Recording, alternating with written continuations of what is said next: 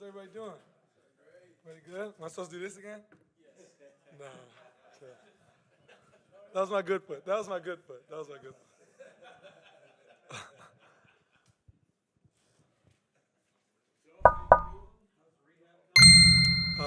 Going well. Going well. It's coming along. I feel like I'm right on cue where I'm supposed to be at this point.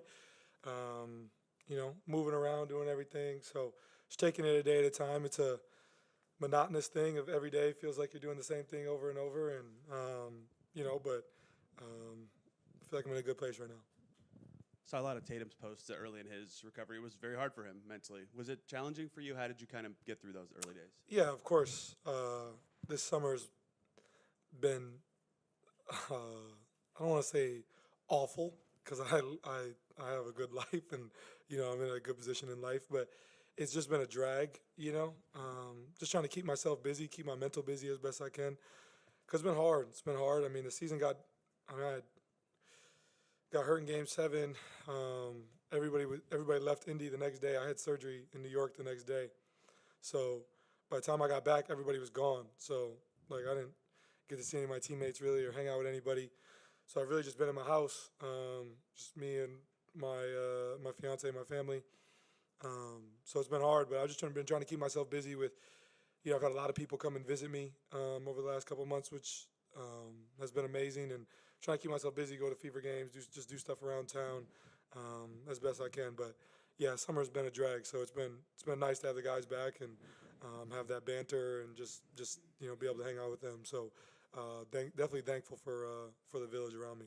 Not being able to play this season, what do you hope you can get out of it? Whether that's something you can observe, something you can gain from being around this team. Is there anything you've thought about that you hope to still get out of it?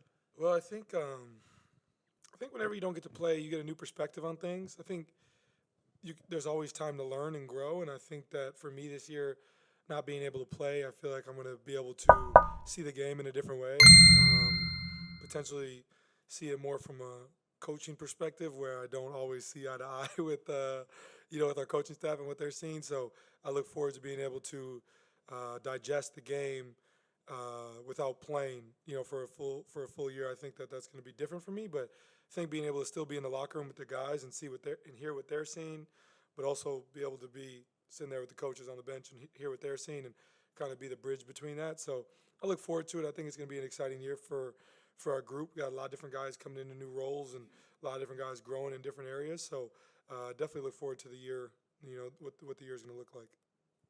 I guess, Ty, to stay on that, what is your plan as far as being in the locker room, all that kind of stuff? I mean, do you plan on making all the road trips? Like, how is this going to work in with your continued rehab, and do you have a plan for how that's going to go so far? I wouldn't say there's necessarily a plan right now. I would say it just goes off of, what's going on that day. I think as the year goes on and my rehab and physical treatment, my physical condition get better, if they're on like a one-game trip or something, it might be better for me to stay here and just work out here. But I plan on traveling as much as I can. Plan on going to the preseason games on the road. I think just trying to keep a sense of normalcy as much as I can. There's going to be times where I don't want to leave the house. There's going to be times where I need to get out of the house. And I think that our organization has done a great job of continued conversation with me and allowing me that freedom mentally and allowing me to really just read off of how I feel and what's going on. So I feel like it'll just be a read and react as the year goes on, but I want to be there as much as I can. But definitely just reading how my body's feeling and, whether it's a necessary trip to be making. You talked about just how nice it is to have the guys coming back, I guess. You talked about the season and everybody moves on. At least, at that point, there's no games being played without you. I guess, how are you sort of preparing yourself for that mentally? Is that starting to hit a little bit that the guys are coming back and they're doing stuff that you don't get to be a part of this time? Yeah, I think so.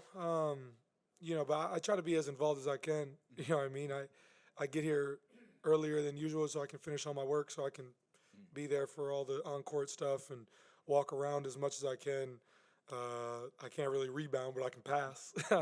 So just trying to figure out how I can fit in and do different things. I want to still feel involved and still feel like I don't want guys to feel like I'm not there, not part of the team. My mom made a joke the other day that because they took a disabled player exception that I'm not part of the team anymore. So just trying to stay involved as much as I can is important for me. You talked a little about the coaching part. What do you feel like? I know this is a question we already asked him, but I'm still interested in your thoughts of it. Like, how do you think this team has to sort of maintain the standards that it's done, or play the way it has, and how do you think it's going to need to adapt with you not being able to play? Well, the standard is the standard. We have created a culture here that is special in this league, and it's something that I really care about. When I got traded here, the only guy that's still here from that group is TJ, and there wasn't much of a culture here. Coach Rick and the staff were helping build that, and I think we've done a great job, and that's not changing. So just because I'm not playing, we're still going to play fast, still going to pick up full court, play with the infectious joy and energy that we always do. That doesn't change, and the standard is always going to be the standard. So guys know that, they understand that. But I look forward to seeing a lot of different guys take on different roles. I think that, Jairus and Ben are two guys that are going to have an increased role. Drew is going to have more on-ball responsibilities. So I look forward to seeing him balance, doing more on the offensive end and still being who he is defensively.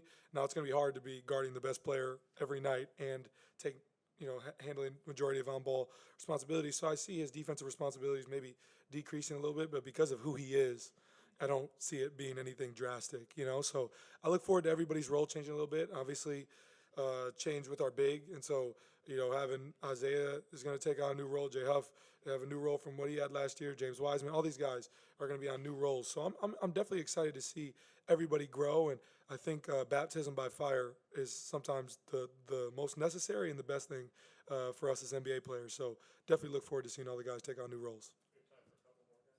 As you've been watching some of these pickup games, is there anybody that's been standing out to you in terms of like growth from last year to this year? Well, I think a lot of different guys have gotten better in so many different areas. I think if I was to single out a single guy, I would say Johnny Furphy has looked really good. I thought to see him in Summer League, he looked really good. And then I think he's just been a gym rat, since then. He went back to Australia right after Summer League, and he's been back for a while. He's one of the first guys back with me. And that's just who Furf is. He lives in the weight room, lives in the gym. So it's great to see him, doing what he's doing and kind of growing into his own as an NBA player. And I look forward to, seeing what year 2 looks like for him. Tyrese, what's up? How you doing? I'm good. How are you? Good. I know your teammates, they have the utmost respect for you, and I know what happened in OKC. They were all devastated. That being said, what is your message to these guys on this team that know they don't have their leader out there with them this year? Talk me through that, and just like, what are you saying to the guys to encourage them to get it done this year? Yeah, I think just like what I just kind of said, the standard is the standard. It doesn't matter if I suit up or if I don't. We've created a culture here that matters to me and matters to a lot of people as Indiana fans and matters to every guy in that locker room. And so I think when you have something special like that, you have to cherish that and take care of that. And so the fact that I'm not playing doesn't change anything. Guys are still expected to show up to work, put in the work, do all the same things. And with me not playing, obviously I can't necessarily control what's going on the court a ton, but I can control the culture that's being set here and what the standard is and making sure that that's maintained. So just being able to continuously use my voice, I think it's going to be interesting without me playing. I think Pascal and me are kind of the vocal guys on this team, and with me being out, Drew and Aaron and TJ and Obi are kind of having to step into that leader role a little bit more. And all those guys aren't necessarily the most vocal guys, and that's something that me and Drew talk about a lot because, you can go a long time, and I've been telling people, like, Drew's been posting his voice on social media. I'm sure there's a lot of people who've never heard his voice before. So he leads in a different way, and that's okay. And I think when we're on the floor, he does a great job of using his voice. He has to, because you can't be an elite defender and do what he does on a nightly basis without using his voice as much as he does. So I think that for him, me and him have talked a lot about, for him, he's going to have to increase that a little bit more, but I'm not going anywhere. I'm still going to be there to help him get his point across and do what he can. But I think he'll do a great job of that. And I look forward to seeing him grow in that role, and look forward to seeing a lot of different guys step up in different ways. Tyrese, as you look back, a few months ago, what was that run like for you to see how the city responded, the fans responded? As you look back now, what was that like?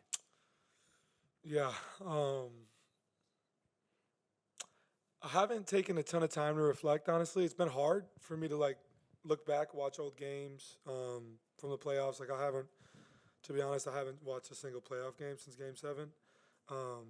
It's been tough. It's been tough. I think that as time has went on, and I've been able to go around the city more and move around and go places. There's been a lot of people who have, come up to me and shown love for what we did this past year, and you can just feel the love and the excitement in our city.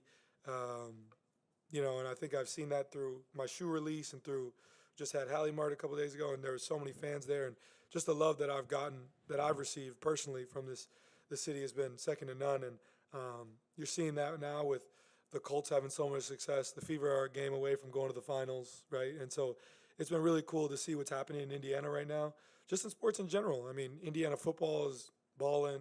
Purdue basketball is looking to be good this year. I think that it's just a special time for Indiana sports, and I would like to think that we were kind of the catalyst for that. But, I mean, maybe that's not – I mean, Purdue's basketball was pretty good last year. The Fever were exciting last year. We were exciting the year before. So I think that it's just an exciting time to be an Indiana sports fan. And what we did was very special, and it's something that I'll cherish for a long time. I don't think that I'm quite yet prepared to go back and watch games just because it's hard for me because of, the way it ended and all those things. But, it's something I think about a lot and something that I'll cherish for a long time. But I look forward to creating many more memories that, hopefully overtake that in the future. But I know it'll be hard because that was something very special, and it's not something that I want to forget necessarily. Not at all. I want to remember that for the rest of my life because that was the most fun I've ever had playing basketball, and we did some very historic things. And but I think that the goal for me is to create many more memories for Indiana sports fans and myself personally, that surpass this. So, if that answers your question.